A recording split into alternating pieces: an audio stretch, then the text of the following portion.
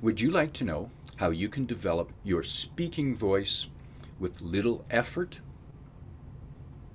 Here's the secret. Link your voice to your emotions. How can you do that? Well, here's a simple and easy way to start. Read children's stories out loud, preferably to an audience, ideally to children. And here's a seasonal way that you can start. By reading the story out loud. This book is special to me. I received it when I was a child and enjoyed listening to the story. Many years later, I was thrilled to read the same story to my children. I probably enjoyed reading the story as much or maybe even more than they enjoyed listening to it.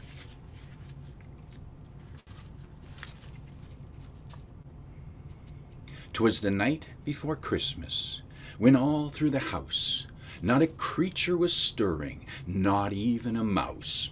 The stockings were hung by the chimney with care, in hopes that St. Nicholas soon would be there. The children were nestled all snug in their beds, while visions of sugar plums danced in their heads.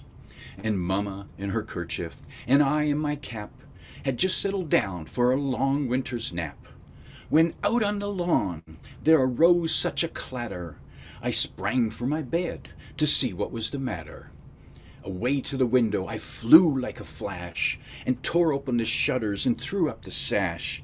The moon on the breast of the new fallen snow gave a luster of midday to objects below, when what to my wandering eyes should appear but a miniature sleigh and 8 tiny reindeer, with a little old driver so lively and quick, I knew in a moment it must be Saint Nick. More rapid than eagles his coursers they flew, and he whistled and shouted and called them by name.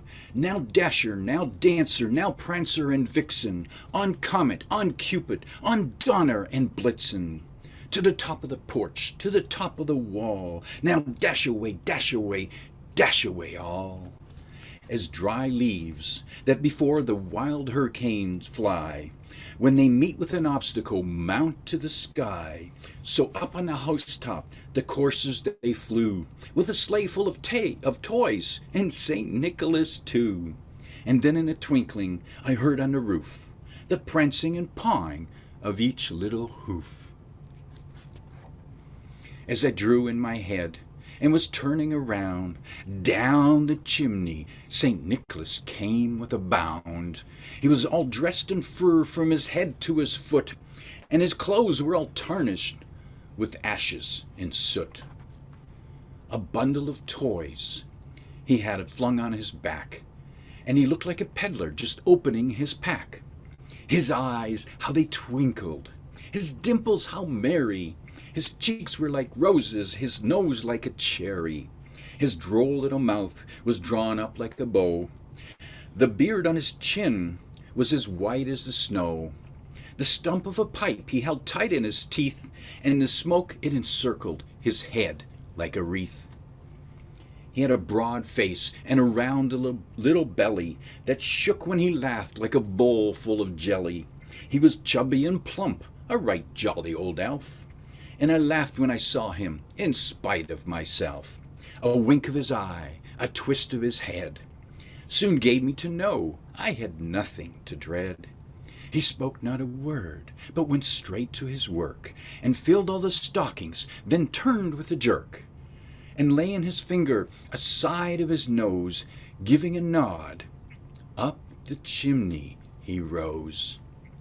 He sprang to his sleigh, to his team gave a whistle, and away they all flew like the down of a thistle. But I heard him exclaim, ere he drove out of sight, "Happy Christmas to all, and to all a good night." And now it's your turn. Allow your voice to tap your emotions.